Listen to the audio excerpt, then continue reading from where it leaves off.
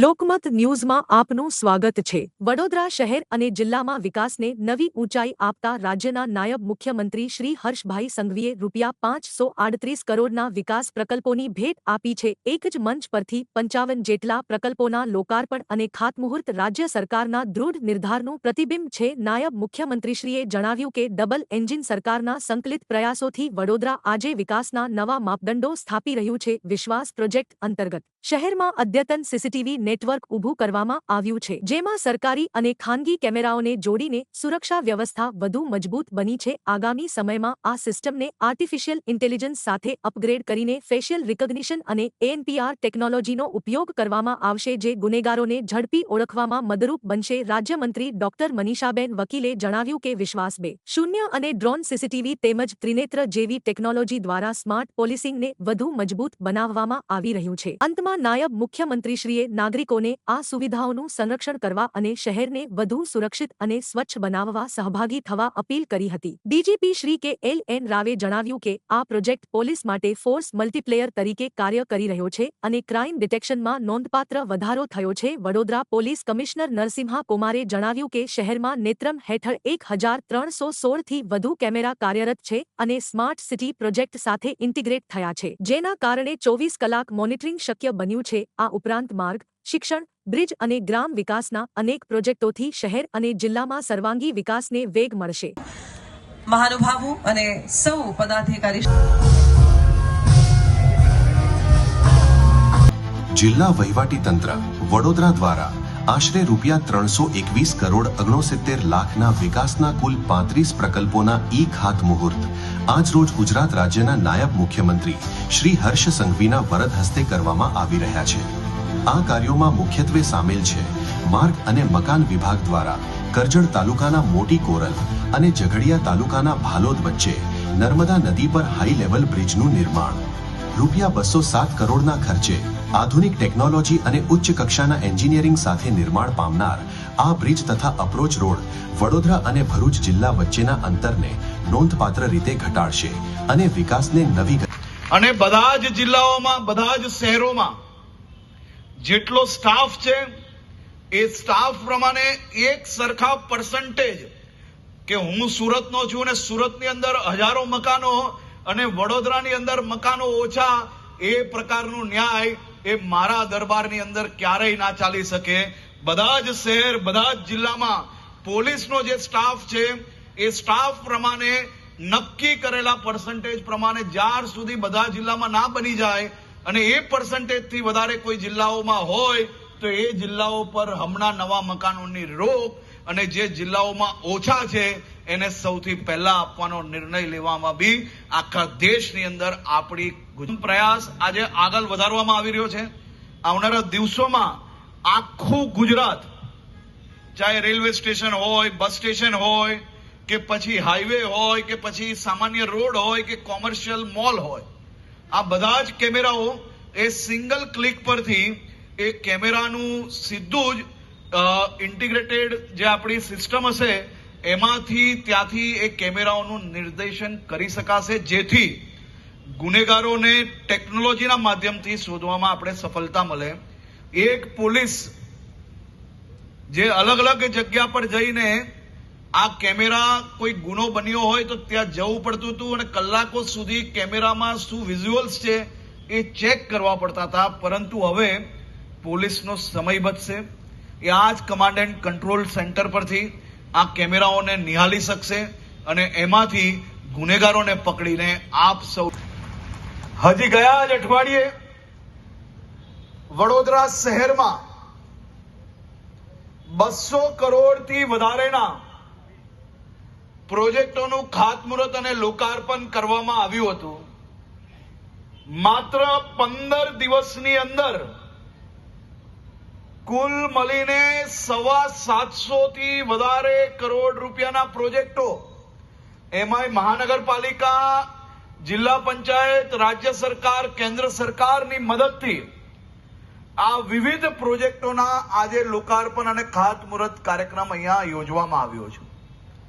આજના કાર્યક્રમમાં આપની સૌની વચ્ચે ઉપસ્થિત વડોદરા શહેર જિલ્લાના સૌ આગેવાનો, ગુજરાત પોલીસના સૌ ઓફિસરો અને વડોદરા શહેરના સૌ નગરજનોને હું ખાસ કરીને બે હાથ જોડીને વંદન કરીને આપ સૌને અભિનંદન આપવા 107 કરોડ રૂપિયાનો છે. તમને સૌ લોકોને કદાચ નવાઈ નહીં લાગતી હોય, પણ આ કરોલથી ઝઘડિયા, ભાલોદ ઝઘડિયા કેટલી વાર લાગતી હતી પહેલા? ભાઈ પહેલા કેટલા કિલોમીટર જવું પડતું? જોરથી બોલો. આ બ્રિજ એ સામાન્ય બ્રિજ દેખાતો હશે તમને, પણ આ અમારા ધારાસભ્ય કરજણના અહીંયા બેઠા છે,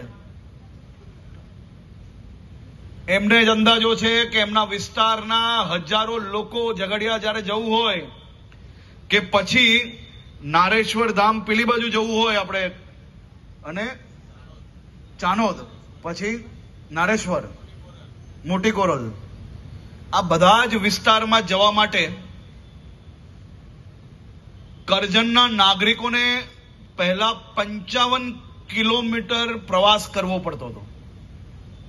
હવે આ હજારો લોકો 55 કિલોમીટર ફરીને જ્યારે એમને એ સ્થળ પર પહોંચે તો આ હજારો લોકોનો દરરોજનો સમય, દરરોજનું ગાડીનું પેટ્રોલ ડીઝલનું ભાવ અને સાથે સાથે એમનો સમય, આ બધું જ બચાવવા માટે આ વિસ્તારના નાગરિકોને સૌથી મોટી ભેટ આજે ભૂપેન્દ્રભાઈ પટેલે આ કરજણ વિસ્તારના નાગરિકો માટે મોકલી છે.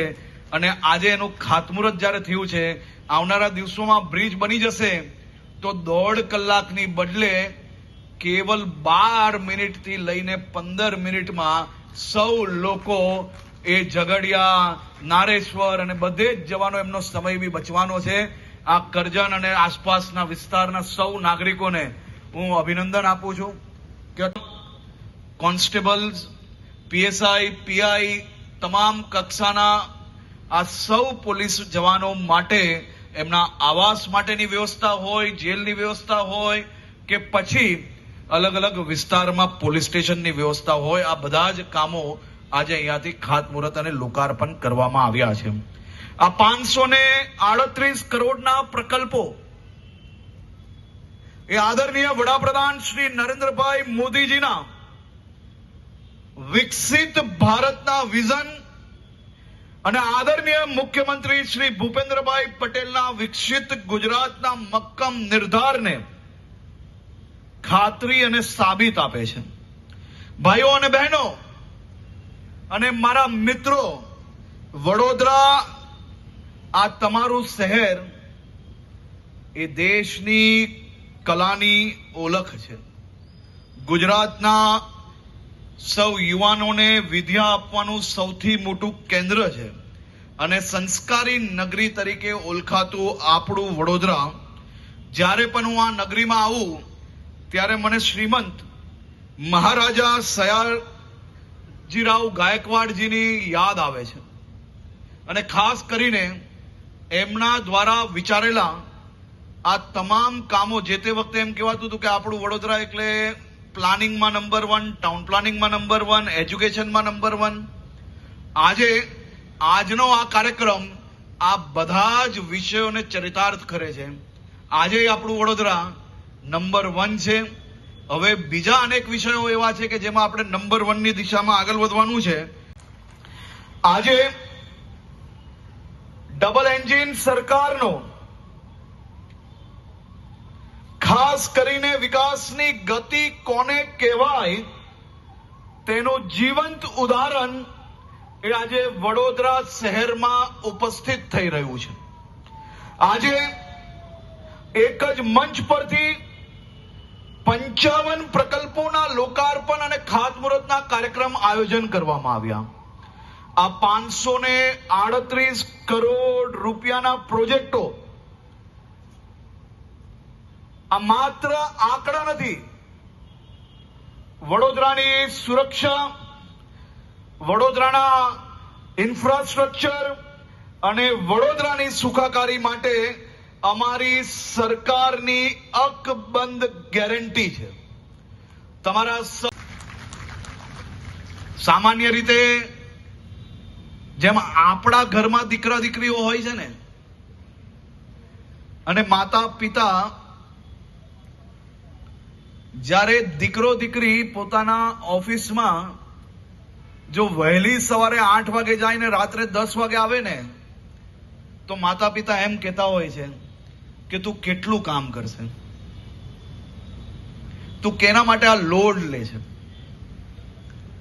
મારા ગુજરાત પોલીસમાં કામ કરતા સૌ જવાનોના બી માતા પિતા એમના ઘરની અંદર દરરોજ રાહ જોતા હોય છે, પરંતુ ક્યારેય કોઈ સમય જોયા વગર આ રાજ્યની સુરક્ષા માટે કામ કરતા સૌ પોલીસના જવાનો માટે આ વર્ષે મુખ્યમંત્રી શ્રી ભૂપેન્દ્રભાઈ પટેલે આખા દેશની અંદર ક્યારેય કોઈ રાજ્યની અંદર પોતાના રાજ્યના પોલીસના જવાનો માટે એક સાથે 20,000 મકાનો બનાવવાનો નિર્ણય લીધો હોય તો એ આપણી ગુજરાત સરકારે લીધો છે. શહેરના 1336 કેમેરાઓનું બી લોકાર્પણ અહીંયાથી જ કરવામાં આવ્યું છે. આ તમામ કેમેરાઓ એક જ સ્થળથી મોનિટરિંગ થશે અને એ કેમેરાઓ જે પોલીસ સ્ટેશનમાં લાગતા હશે એ પોલીસ સ્ટેશનમાંથી બી મોનિટરિંગ થતા હશે. આજે ખાસ કરીને જે પ્રાઇવેટ કેમેરાઓ જે રોડ સાઈડ પર લાગેલા છે, કોઈ સોસાયટીના હોય, કોમર્શિયલ હોય કે પછી કોઈ બીજા પ્રાઇવેટ કેમેરાઓ લગાડેલા હોય, એવા 7,000 કેમેરાઓને બી આ નેટવર્કમાં જોડવામાં આવ્યા છે. એટલે 7,000 પ્લસ 2600, વડોદરા પાસે 9600 કેમેરાઓ એટલે 9600 આંખ એ આપ સૌની સુરક્ષા માટે ઇન્ટિગ્રેટેડ સિસ્ટમમાં જોડવામાં આવ્યા છે. આવનારા દિવસોમાં આ બધા જ કેમેરાઓને એઆઈ સિસ્ટમ જોડે જોડીને એઆઈ ઇન્ટિગ્રેટેડ સિસ્ટમના માધ્યમથી ફેસ ડિટેક્શન હોય કે પછી નંબર પ્લેટ ડિટેક્શન હોય, ગુનેગારોને ડિટેક્ટ કરવાના હોય, તો એ બધા જ વિષયો આ એક જ પ્રોજેક્ટ અંતર્ગત ઇન્ટિગ્રેટેડ સિંગલ સિસ્ટમના માધ્યમથી ચલાવવામાં આવશે. ગુજરાતમાં રહી છે બધાને જ. તમને બધાને ગરમી વધારે સહન ના કરવી પડે એટલા માટે જ મેં કહ્યું આ લોકોને કે લાંબા સ્વાગતો કરવાની બદલે જે લોકોનો હક છે, જે લોકોના હિતમાં આજે વિવિધ પ્રોજેક્ટોના ખાતમુહૂર્ત અને લોકાર્પણ થવા જઈ રહ્યા છે, એવા સૌ લોકોનો સમય બચે તે પ્રકારે આપણે કાર્યક્રમને આગળ વધારવાનો છે. આજે